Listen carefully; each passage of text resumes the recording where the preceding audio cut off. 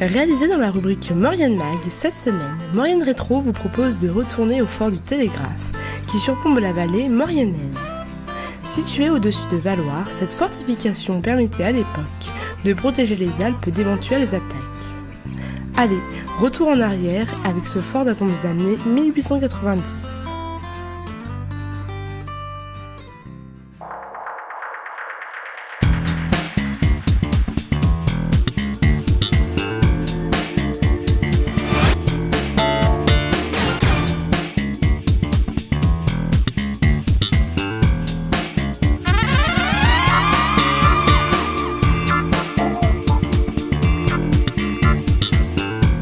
Bonjour et bienvenue dans votre nouveau Maurienne Mag. Cette semaine, nous vous faisons découvrir le fort du Télégraphe, une des nombreuses fortifications construites dans la vallée de la Maurienne.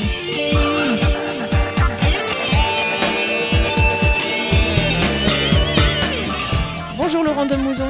Bonjour. Vous êtes guide du patrimoine des Pays de Savoie et vous êtes également vice-président de l'association Valloire, Patrimoine et Culture. Oui, c'est ça, oui.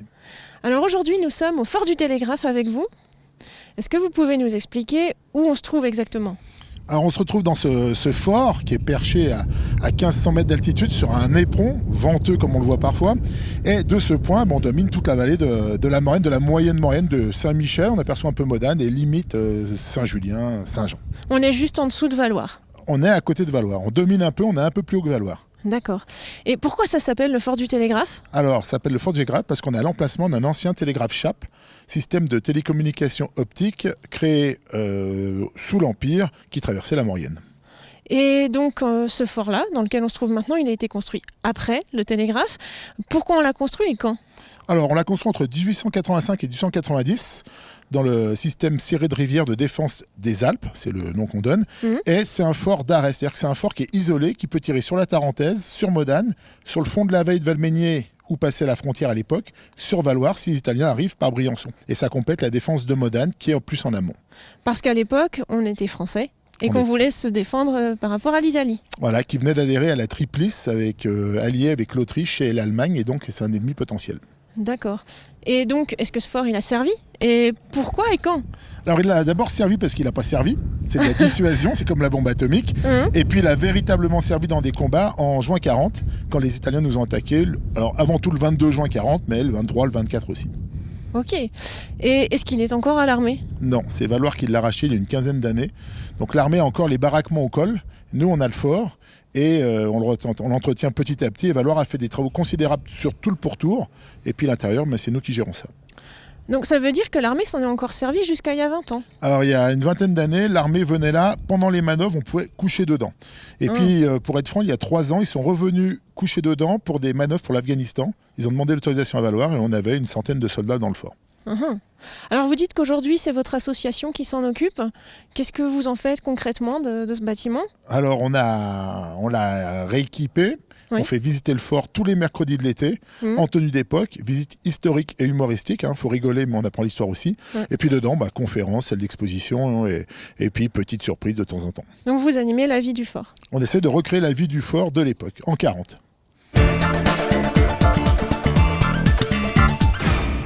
Laurent, nous voilà dans une nouvelle partie du fort. C'est une pièce qui est très esthétique avec des voûtes. Où est-ce qu'on est ? Dans l'église, la chapelle ? Non. On est dans le système défensif de l'entrée, par lequel on peut tirer sur l'ennemi par des créneaux de tir. Et puis une trappe qui s'ouvre où on peut monter des munitions pour les canons et éventuellement aussi jeter des grenades ou tirer.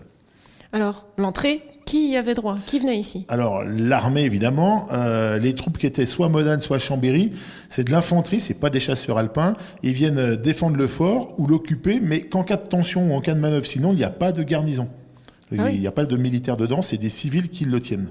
Des civils qui viennent d'ici ? Alors qu'ils sont payés, non. Par exemple, chez mon arrière-grande-tante qui était gardienne du fort en 1897 et qui n'est pas du tout originaire de Savoie.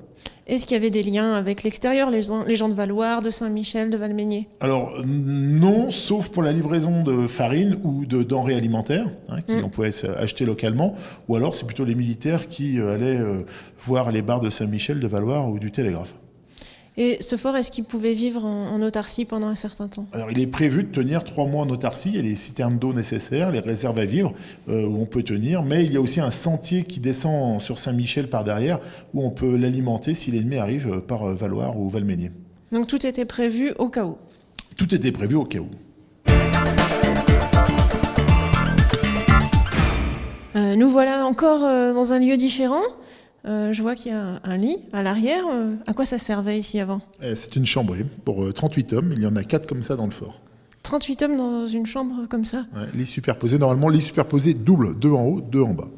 Alors aujourd'hui, cette salle, eh bien, c'est une salle d'exposition. Quels sont les types d'objets que vous nous montrez ici? Donc là, c'est une exposition qui est assez simple, mais dans les vitrines, on a soit des objets de fouilles ramassés sur le champ de bataille, soit des objets qu'on nous a donnés ou qu'on nous a prêtés ou qu'on possède, qui sont les petits objets du soldat, des panneaux explicatifs sur la vie du fort, et puis ce qu'on récupère à droite dans les autres fortifications, notamment les lignes Maginot, pour éviter que les gens le ramassent et l'emmènent dans l'est de la France chez eux.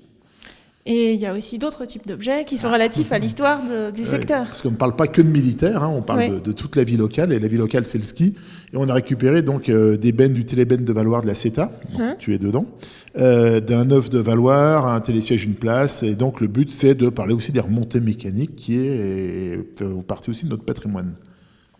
Alors dans cette pièce, on est au milieu d'objets qui nous parlent de la vie dans le fort.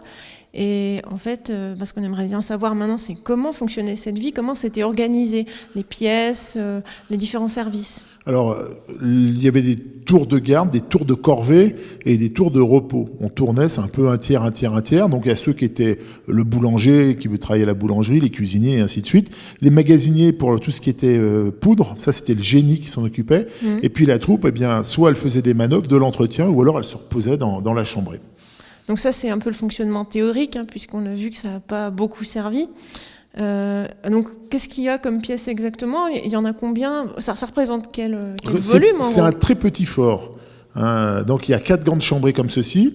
Il y a une chambrée pour le commandant qui est toute petite, l'infirmerie qui est moyenne, une chambre d'officier, une chambre de sous-officier. Ça, c'est à l'étage. Et au rez-de-chaussée, nous avons tous les locaux du génie, boulangerie, les cuisines, les réserves à vivre, réserves à liquide, donc à vin, et puis toutes les soutes à munitions. Donc on voit bien, comme on l'a dit tout à l'heure, qu'il y avait tout pour résister pendant un certain temps avec des réserves de nourriture et de boissons, et que tout était bien organisé pour fonctionner. Voilà, et tout a bien fonctionné. Alors on est toujours sur le fort, mais cette fois dans la partie qui surplombe Saint-Michel. On a une vue assez impressionnante d'ici. À 900 mètres. 900 mètres au-dessus de la ville de Saint-Michel. Presque à la verticale. Wow. Est-ce que c'est un endroit dans lequel on peut passer quand on fait la visite? Alors on passe, on y reste, on raconte d'ailleurs ici la catastrophe de Saint-Michel de décembre 1917. Les gens voient bien le lieu et se rendent bien compte de ce qui peut arriver. Et donc par ailleurs, où est-ce qu'on va quand on fait cette visite? Alors on a une visite d'abord extérieurement sur la terrasse où on explique le pourquoi du fort, pourquoi il a été construit, le nom, l'annexion de la Savoie, parce que les gens ne savent pas qu'avant on était indépendant.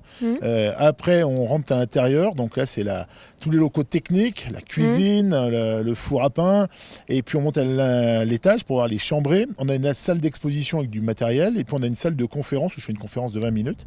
Et puis après on finit sur les remparts, là où on est, pour finir à la fin de l'histoire, à la fin du paysage. Alors vous disiez que les visites sont le mercredi en général, sinon c'est sur demande pour certains groupes. Où est-ce qu'on se renseigne, où est-ce qu'on peut réserver? Alors, pour les visites du mercredi, c'est que sur réservation ou sur place au col du Télégraphe. On peut s'inscrire aux offices touristes de Valloires ou de Valménier. Un conseil, puisque quand il y a trop de monde, on va être obligé de limiter. Ouais. Il y a une visite le matin, une visite l'après-midi, c'est guidé, encadré par les guides.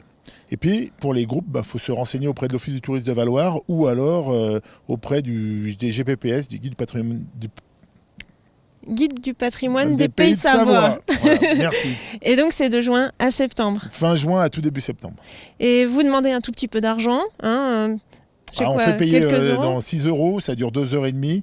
Et ça sert à quoi cet argent? Alors ça sert à défrayer les guides qui vont venir évidemment, mais avant tout aux menus travaux, alors l'électricité, les vitres, le nettoyage, la peinture, et puis on a bouffé le budget. Donc c'est du concret pour ici? Voilà, on améliore le fort en le faisant visiter. Alors je crois que vous avez des projets. Pour développer, dynamiser, alors avoir un peu plus de tourisme, mais communiquer et s'unir avec d'autres, j'essaye de lancer une communication sur toute la Maurienne avec tous les sites fortifiés, le Mont Perché, nous, les forts de l'Essaillon à Ossois, Saint-Gobain. Et puis je rêverais même de passer la frontière pour aller sur Exil et puis le Bramafon à Bardonnec, essayer de faire quelque chose de transfrontalier. On vous souhaite que ça marche. Ça va marcher. Merci de nous avoir fait visiter ce très beau fort du Télégraphe. Merci. Et puis on vous attend pour les visites.